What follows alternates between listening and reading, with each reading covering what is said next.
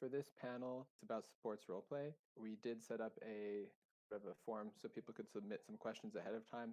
So we'll sort of be going through those, some of the ones that were submitted.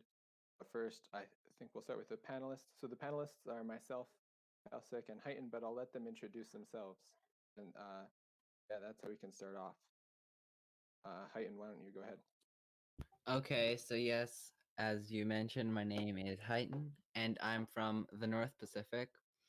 And a brief overview of what I've done in sports RP is that I previously run an unofficial event, and then last December in 2018, I was one of the people in charge of doing a TNP World Cup, and that was so successful that now we have a regular schedule that we're doing tournaments on. And in fact, just last night we announced TNP's version of the Olympics.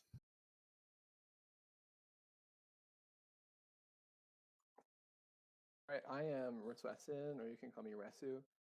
I'm from TWP, the West Pacific, and so I'm also sort of in charge of sports roleplay there. So I wouldn't say it's new, but it has been growing a lot recently. In the past, Bran, who's our delegate now, organized a bull riding competition, and we've had some other events since then. So rugby, World Cups, college football. We'll also be holding Olympics this summer. I think that's a common theme since people are missing those. Yeah, so I started NS back in 2015, 2014. I was around for a year. And sorry, I was around for a year and then I left and I went to college and I came back. So now I'm back. Yeah.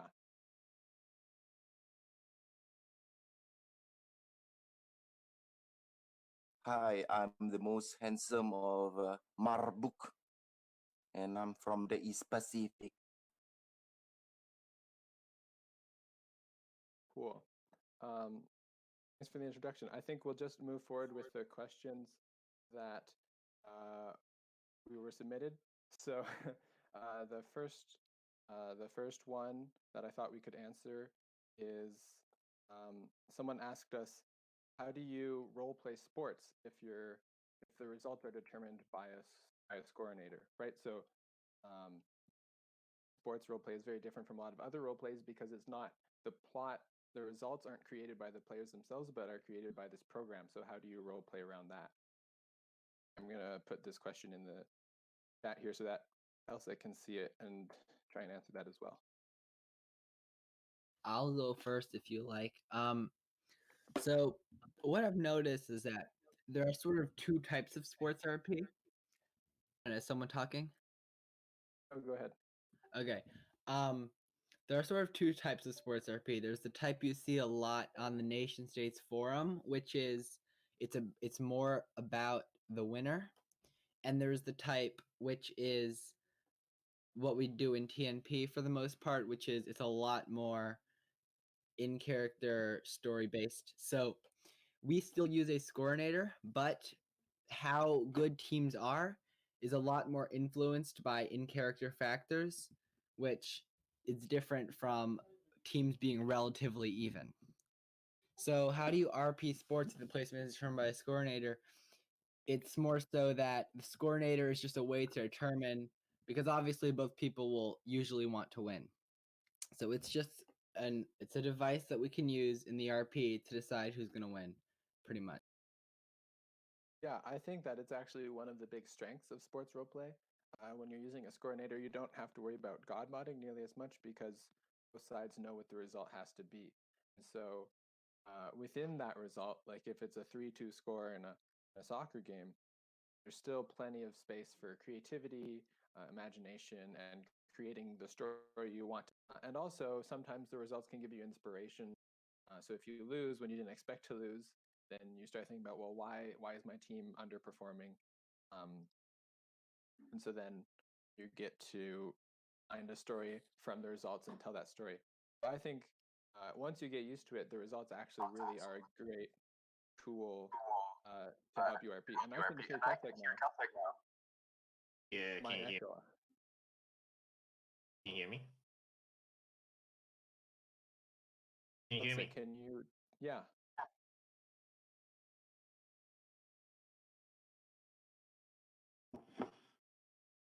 Yeah, go ahead, Kelsek. We can hear you. Okay, great. Yeah, so like I was saying, you kind of like are responding to, you're kind of responding to the scores rather than the other way around. So you are looking, yeah, you're kind of crafting a story around that, as I say. But I didn't hear what you guys were saying just now, so maybe you could just continue. I think, yeah, Risu was saying something earlier along the same lines.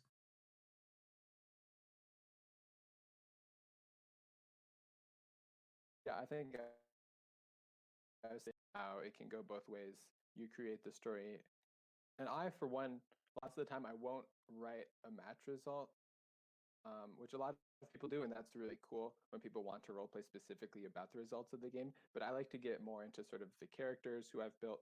That's kind of more interesting to me. So talking about what they're doing in their lives outside of the sport, and so then the results won't really affect that quite as directly. So there's definitely lots of opportunities. So, like one place that you can get a lot of ideas from is you look at stuff like The Athletic, which is like they profile athletes, they profile their lives outside of the sport and around the sport without even talking about results necessarily, right? It's about stuff in their social lives, how they do their training, and like what got them into the sport in the first place. That sort of those sorts of stories can have a lot of world building that's kind of implicit in that, and like what kind of stuff in your country would be necessary for this infrastructure to exist, like for what they the kinds of challenges that they face in daily life, like a lot of Olympic athletes, a lot of amateur athletes have money problems, and training and stuff costs a lot of money. So it's like you look at like getting into that is also a great avenue for you to talk about what it's like to live in your like imaginary country. And then there's also the larger impact that this can have, that something such as the World Cup can have on a country. For example, during the Eris World Cup, we saw in Andron, when they made their run to the final, there was a huge spike in patriotism in that country, and that had an impact on other RPs. Like, look at that, we're in the World Cup final. That can make its way into other RPs. So the sports RPs can have an impact on the country, just as, for example, in real life, you saw the rise of patriotism in England when they got to the World Cup semifinals. Yeah, that's something I've seen as well in TWP and on the NS sports forums, where in TWP, a whole plot line developed during our Rugby World Cup.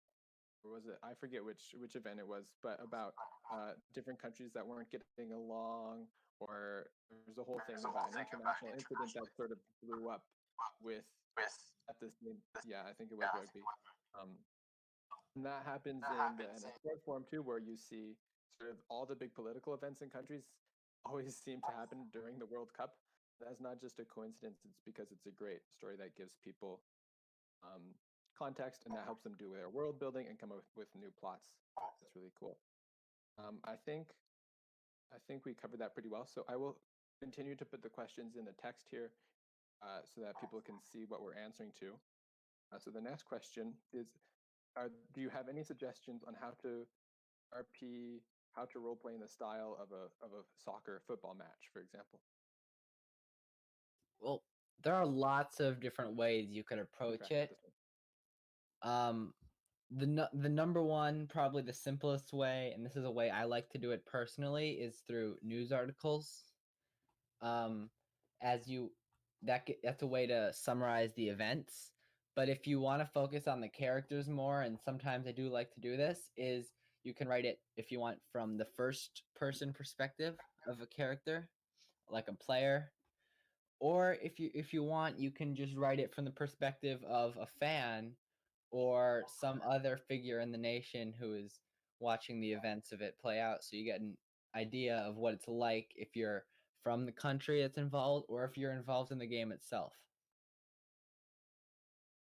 Yeah, those are all great. Yeah, I mean, I think. Oh, sorry. Go ahead. Sorry, go ahead. There you can go. Yeah, there's like we were just saying, I think there's a lot of different ways you can do this. It doesn't necessarily even have to be about the match itself.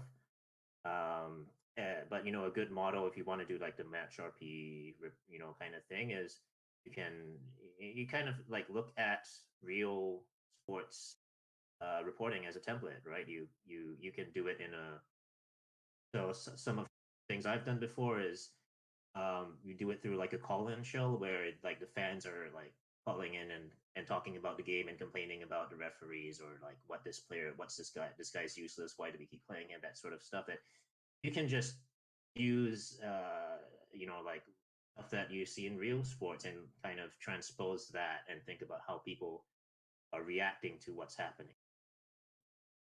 It's really a thing of preference too. It's like me personally, I'm looking into studying sports journalism. So for me, writing the news articles is something I like to do. But if people are more into the creative writing side of things, there are many angles you could approach this from. Yeah, I think kind of ironically, I always appreciate when my opponents write sort of a sports journalism type article, role play, because it tells me what the game was like, and then I don't have to worry about it. I really do like the more creative writing aspect. For example, one of my favorite RPs that I did was about the wife of one of my soccer players who was watching him play on television. Or another one I did that sort of broke the fourth wall about sort of imagining someone who is in control of all these characters and like reviving a bunch of people from many years back to send to a volleyball tournament. Um, so yeah, I think you can really do whatever you like. You don't really have to worry about style, and that's what makes it really fun. Is you don't have to a specific format. Yeah, like one of my own the ones that I've done that I've really liked that actually involved a storyline of this like elves in a forest inside Kelsec who are trying to gain contact with the humans through the soccer team. So like and when I wrote those stories, it has very little reflection on the matches like come of you see snippets of them through like a couple sentences of commentary but not really much, so that's also completely acceptable, I think.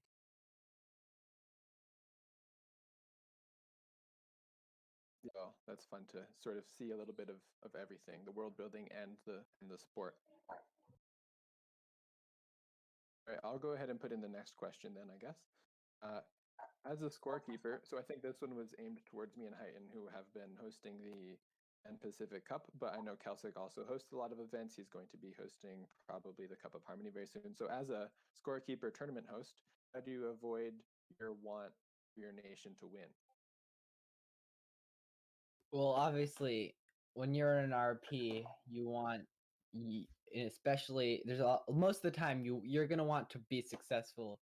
You want to win, but you know that if you were to bend any of the rules or anything to make it benefit you, then people who also participating, it would be less fun for them.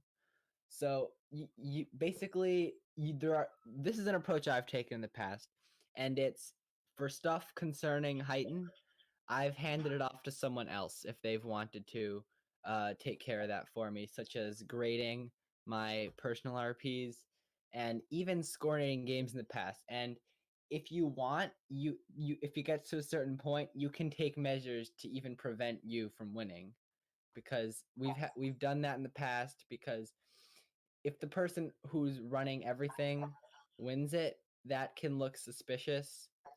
Even if there's no foul play, it can look that way. Yeah, that happened to me once I hosted a tournament where I did win, and I had actually called in other people to scorinate for me to try and be above board, but I was accused of cheating, although I hadn't, and that was kind of upsetting. So it is something you want to avoid. One way that people avoid it, Heighton and I did this with the Pan Pacific Cup, is if you have multiple people hosting a tournament, you can just score each other's results. So the half of the tournament that was held in Reswesson, Heighton scorinated, and the half that was held in Heighton, I scorinated. And that way, neither of us is in charge of producing our own results. And it's a little bit more. I mean, I think you don't want to be hosting with someone who wouldn't trust to scorinate their own results, because the point should really be the fun of the role play, not winning, right? The fun of it should be writing and what you're creating, not beating other people.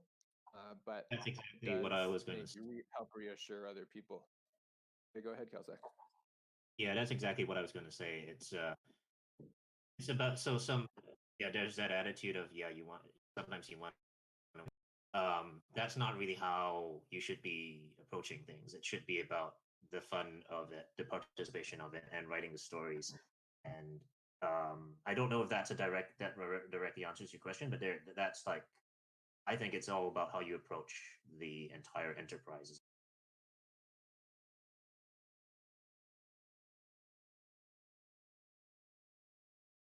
Yeah, fortunately, I think that most people I know on NS are very trustworthy people. But yeah, I think in the end, if you're really worried about it, that you'll be tempted, you shouldn't be hosting. I don't have to worry about it because I know when I click the button on the Scorinator, it's going to give me the results. That's not something I'm going to tamper.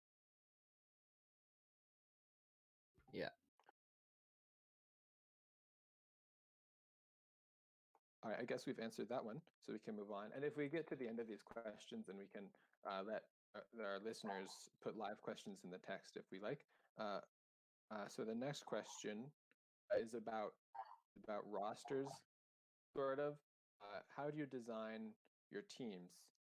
It's not Plow.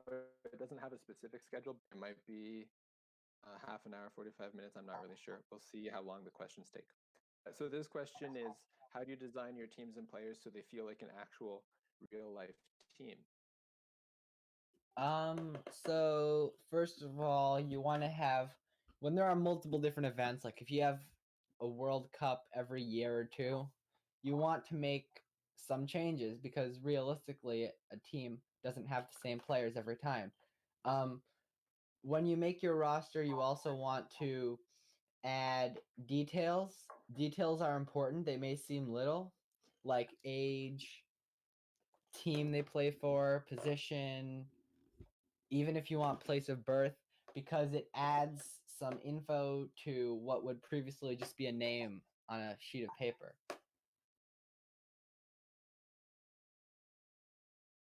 You can add a little bit of backstory to a player, like this player just came off of losing in the cup final, so they have a hunger to do well in the World Cup, for instance. That might be an example of one. Yeah, I think Heighton makes great comments. All those little background details really help fill in the world. Some of my favorite teams have been teams of other nations that are semi-professional, and so the players have other jobs. And reading through what their other part-time jobs are is always really funny. If someone's a bus driver, but they've also somehow made it onto the World Cup team. But that's also not terribly realistic. But like Plow said, this is a place for role play and imagination, so you don't have to be totally realistic. That said, if you want to be, one of my favorite things is that I scorinate my own domestic soccer league, and so I have all these players I can pull from. And so if one of my World Cup national team players gets older, and I think, well, it's probably time for him to retire, and then I'll look at what player in that position played for a club that did really well in my league that year. So that's a good place to get players from and sort of have this realistic cycling. Because, like Heighton said, you don't always have the same players on your team year after year after year. And yeah, like for instance, in the last World Cup that we did last summer, I had one player who I think was 34 years old. So when I made my roster for some friendly games in the fall, I replaced him with I created a 19-year-old from a team that was doing really well in my domestic league. So you can do realistic stuff like that. If a player is performing really well, then they'll get a call up to the national team. So that's how you look at it with the domestic league factoring into it. If you think about how it works in real life, it's usually like a kind of a pool of players, and the team selects like from a group of like 30 or 40 they've always got their eye on. And also, like, this is more in the general, more in a sports community rather than in, but we have the domestic transfer system, which is really, I think it really adds a lot of this kind of immersion to it because you have all these like foreign clubs buying and selling players, and you put your team's players, your national team's players on their clubs, and then you have your that adds another dimension to it. Yeah, for sure, because of course most national teams in the world, they have players playing abroad, and if everyone is on this playing in the domestic league, that maybe is a little bit unrealistic, which is why on the Hitonian national team, for instance, I have 4 players playing abroad at the moment. Yeah, it can also reflect kind of the power dynamic within your national league, right? Like you could have there's definitely some countries' national teams and in some sports where the national team is just dominated by players from a particular club because that's the best club in the country and everyone wants to play for that club because it feeds into the national team. So it's there's a lot of different ways you can play that, and there's not really and you can also bring out a lot of like general world building stuff through that. And the thing you said, Kelsek, about having a reserve of players, I think that's a really great tool. And for me, it works. I usually keep, instead of just an 11-man roster, a 23-man roster, which is different from having a reserve because all those people are technically on the team. But that way, I have a backup player for each position. So if I want to role play that someone gets hurt, then I can just find the backup player and plug them in. Or if someone retires, then I can say, okay, then this person will move up and play in that spot. And so that helps with the realistic progression as well. Yeah, and in the real FIFA rules, the squad for a tournament is like 23 players, right? So that's exactly like 1 player, 2 players for each position. Yeah, I think that's where I got the number. And then, of course, obviously, you don't have to play by FIFA rules No, you don't. on NS, which sometimes is very nice. But if you want to, you always can. So you've got that freedom. Yeah, and also another thing I'd like to point out is there's a huge benefit that you can use, and that's friendly games. They don't need to be organized by someone else. Those don't need to be centrally organized. Those are just, it can be 2 people say, let's do a friendly. One of them scorinates it. And you can use this, or maybe not even scorinate it. If you just want to tell a story, maybe you want to tell a story about your manager getting fired because they had such a terrible game. You can just RP that with someone. Like, yeah, okay, so we're going to have us lose 3-0 to you. Is that okay with you? Fantastic. And you can use that as an opportunity to world build some of the players maybe being moved on, maybe new players coming in, or as a new manager coming in or something like that. Yeah, that's a great point. And I think it's always fun to play in a tournament or a game, even just a single game that's lower stakes. Like you're not trying to win. So I don't usually do that where I decide the score. Usually I'll try and have it scorinated. But if that's something you want to do, that's totally a way to do it. There is a thread on the main forum specifically for this, so you can just post there. We want this friendly, and ask someone to do it for you.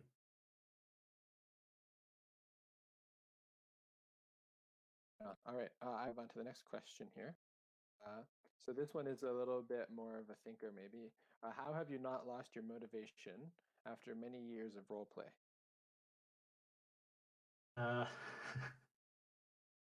okay, so I mean, I like part of this is also because I'm a sports fan in real life, so it's always fun to think about this thing and to think about storylines and like other ways of thinking about this, right? It's yes, and I think that's true that there are a lot of people who do kind of feel burned out because of how intense it can sometimes get, and you know, this is also kind of like being knowing when you can step back and not put much into it because that's also a thing.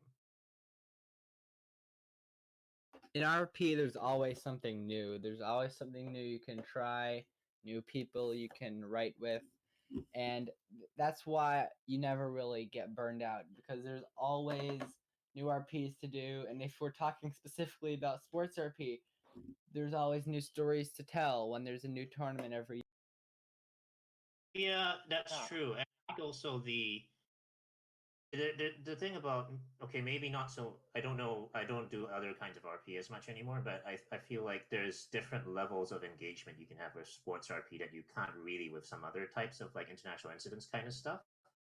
Where if you're feeling overwhelmed a bit and you don't have like the go into like big in depth like storylines, you can just step back and say like, okay, I'm just going to do a match report. I'm just going to say X and Y and Z scored, and um, this other person got a yellow card in the 14th minute, right? And you can kind of step back and just you can gear it to how you like. And you know, I've definitely done that sometimes when, you know, just because I'm too busy or whatever, but I still want to participate. So I think that's actually something that sports RP is kind of amenable to. Yeah, and you can even go a little bit further than that. And if you don't want to, like, you don't have to role play at all. So in the West Pacific, for example, our role play culture is still sort of growing. Like historically, we haven't been a region that's very big on role play, right? And so trying to introduce something with sort of in the NS sports forums, sports role play sort of has its own culture. So that's a bit of a new thing for TWP. But you don't have to do it someone else's way. So if you wanted to participate in a tournament with all your region mates, right? Because that's a lot of fun. You don't have to write or role play anything if you don't want to. So you can really design your tournaments that you're hosting or the events you're involving yourself in to whatever you want your level of involvement to be. And that helps prevent burnout and it helps sort of tailor the event to everyone's own desires, kind of. For me, what I really enjoy, I'm not actually a huge sports fan in real life. Like I like soccer; it's a lot of fun to play and watch the World Cup, of course. But I don't follow it as closely as some of my other friends.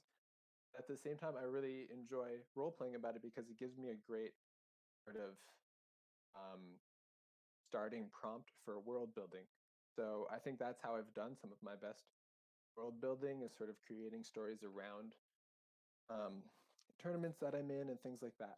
And so if you've got a nation idea, like hopefully everybody invented their first nation when they signed up on NS, and really you still love that nation and it still inspires you and you want to write more about it.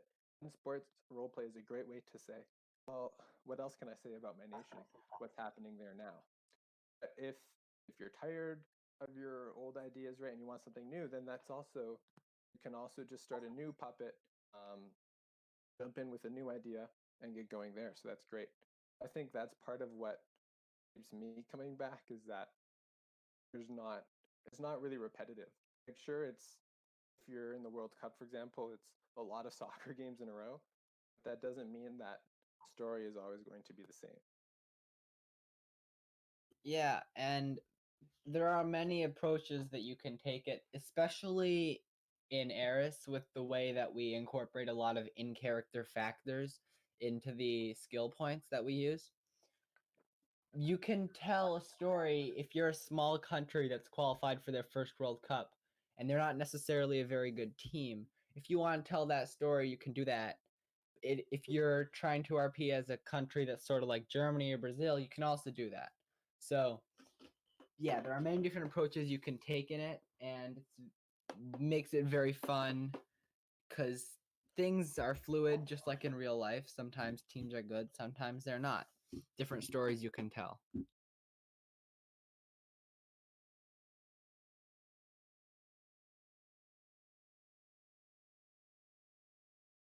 But I think also one other thing that I'll mention, just because I sort of always do, is that I think one thing that keeps me always coming back is the community. So if you're in a region you like, I mean, hopefully you like the people in your region and they're your friends. So roleplay is a great way to interact with them and hang out with them. Um, and I think that's really, if I had to strip it down to the bare essentials, that's what I really like about sports roleplays. It's a great way to meet other NSers who are really cool people. And I will add on to that in that it's always a lot of the time it's a soccer event, and you may be wondering why is it soccer? Sometimes people ask why are we just always doing soccer? And the thing is though, that is sort of a game that a lot, especially when it's the World Cup, when you're representing your country, it's an event that a lot of people can have a lot of fun with. It's It has a lot of proven successful international time and appeal. time again. there's only a handful of people of our base of people who are often involved in sports RP in TNP who are like really big soccer fans like myself. But many people get involved and have a great time because it's sort of the world's game. And the World Cup RP last year in 2019 was one of the most fun RP events we've ever done. And that was with only a handful of people being really big soccer fans, which really shows you don't need to be a fan of the sport to be involved in the RP, to have a fun time doing it. Yeah, I totally agree. I think soccer football is a really international game, and somehow that's translated into nation states, even though nation states is mostly, not entirely, but mostly Anglophone. Somehow it seems like every country in nation states also cares about soccer, just like every country in the real world. So it's a cool way to bring people together, like Heighton said.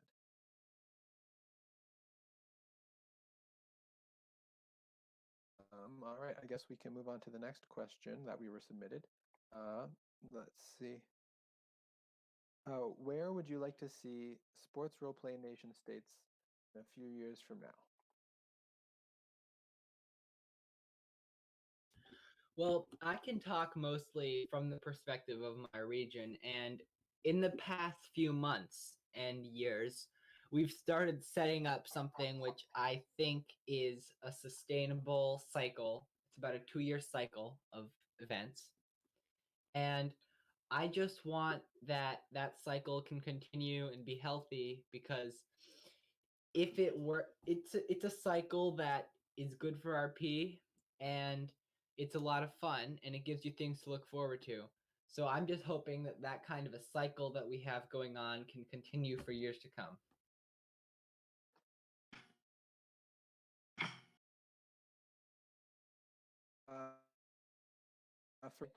Plow has made a sort of tongue-in-cheek comment here where he says, "Oh, well, on the nation states forums," where he's just answering aware part of the question. But I think it would be exciting to see more sports roleplay on regional forums. Um, so like in TWP, sports roleplay, as I mentioned, has existed, but it's always been sort of smaller. So seeing that become bigger would be a cool thing. And if that happens across the Pacifics, right, across UCRs, then that means more people being involved. And that's a good thing for the sport. It kind of, I hate to bring up the Drew Durnell sort of invasion of nation states. I think that that is sort of an example of it. It's really about your attitude, how you respond to it. If you think that it's just a bunch of players who don't get how the game works, and your response will sort of determine, like, you get what you ask for. But if you choose to see that as a repository of new sort of human capital and like new players, then you can capitalize on that and create more involvement. And I think that that's something we can see with sports roleplay, where if you make it exciting for people and you host it, then people will come and sign up for it. And that's awesome. I think on the NS Sports forum itself, sort of the average age of participants has gone up, and it's sort of the same crowd year after year, which is cool that it has this community. At the same time, you want fresh faces, you want a breath of fresh air, and you want to sort of revitalize the community, and that doesn't always happen. So I think if regions can sort of do that, bring in their own members and say, hey, look, this is a really cool part of NS that you should be excited about, and that will help the NS Sports Forum as people migrate there, and it'll help add another really fun facet to nation states. And I personally think that hosting it on a regional forum, as we've done for years exclusively, can have a lot of benefits, because when you post it on the nation states forum, then there's a lot of people who can get involved, and you feel a bit less of a community because you have so many people and it can kind of get lost in there. Whereas if it's on your regional forum, it's a little bit more limited. It's with the people you know that you're in the Discord or whatever with, and you chat with regularly, and that creates the best RP because there's a lot more collaboration between the people involved.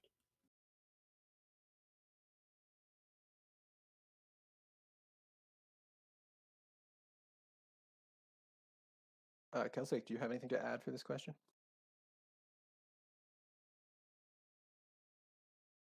And I wonder if I can't hear him.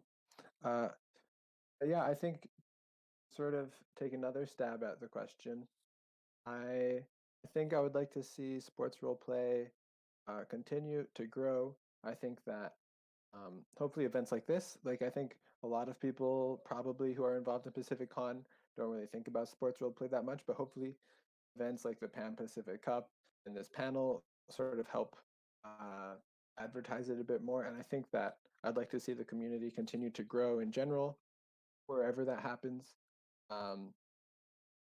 And people want, like, if I said, oh, well, this is what I think it should be, I think I do have opinions on some things I like or don't like about certain aspects of the way sports role play is usually done. I don't think it's really fair for one person to say, well, this is how it should be. So I think as the community grows and changes, and the community should, wherever that is, it's not always a single community. It can be TNP or TWP or NS Sports or the South Pacific. But it's really up to you what you want to make out of it, and that's really cool.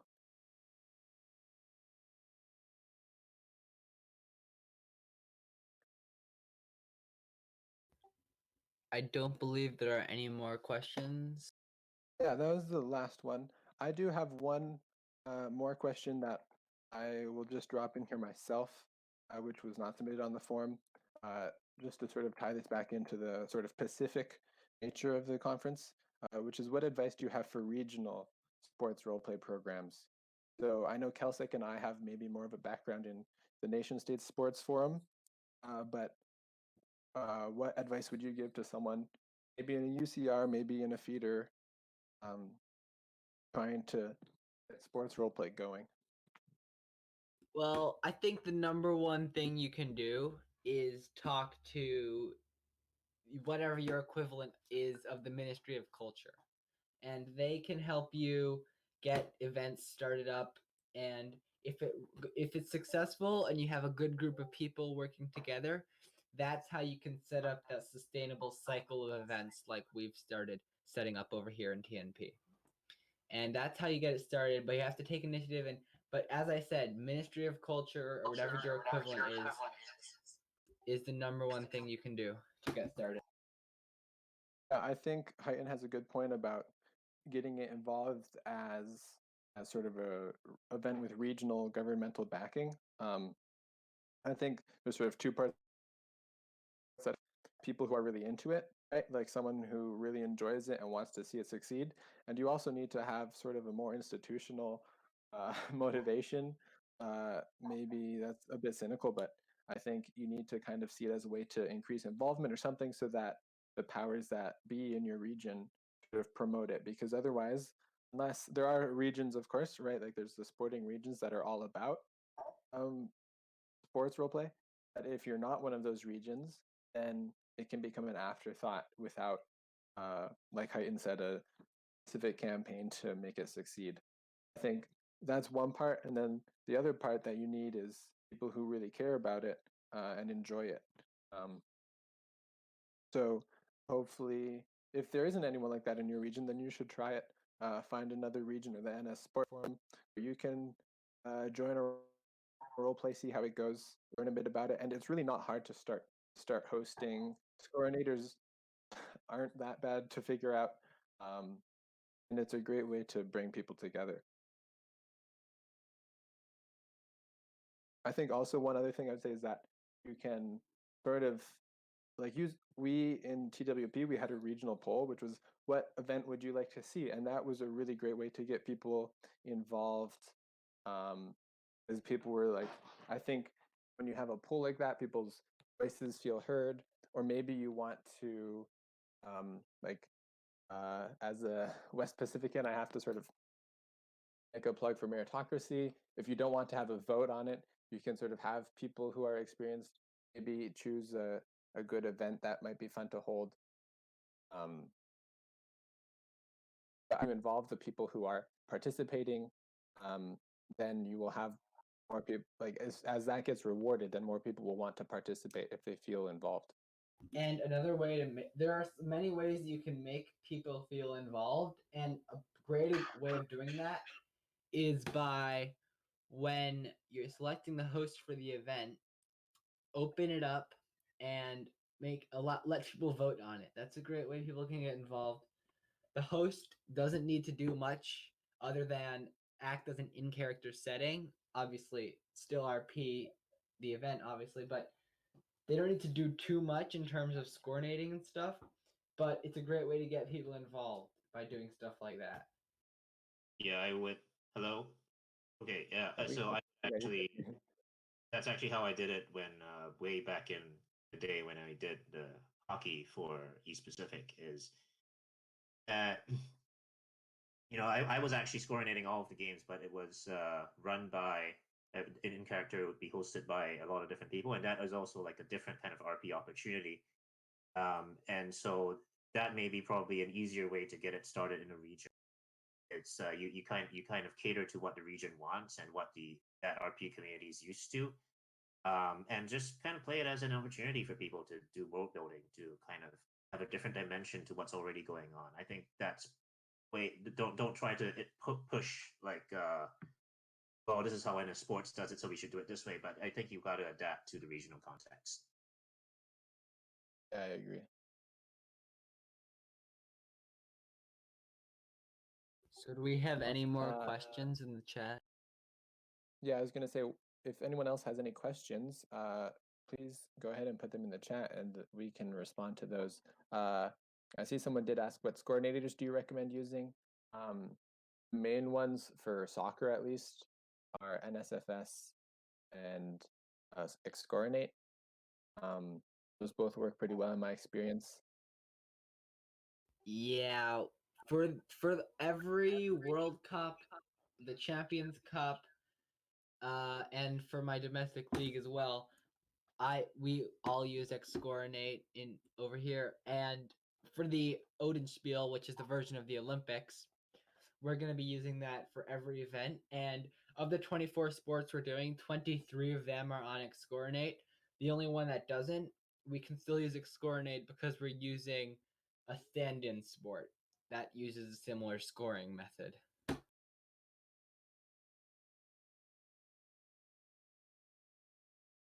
Yeah, I know Scorinate does have some limitations. Some sports it can't do, but sometimes for some of those, different people have found workarounds. So there's, for example, for formula racing, there's a specific Scorinator that does that.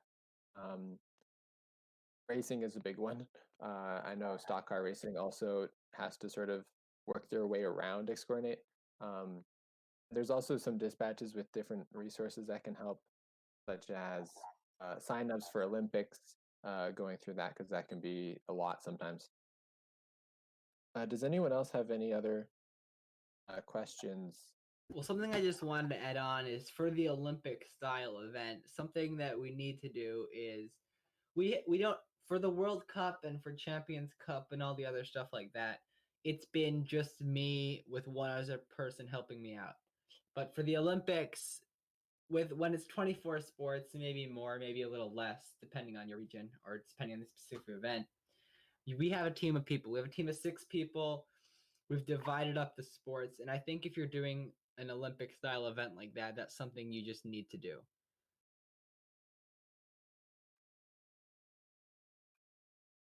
Yeah, I agree. I think for the West Pacific, we're going to be hosting Olympics this summer.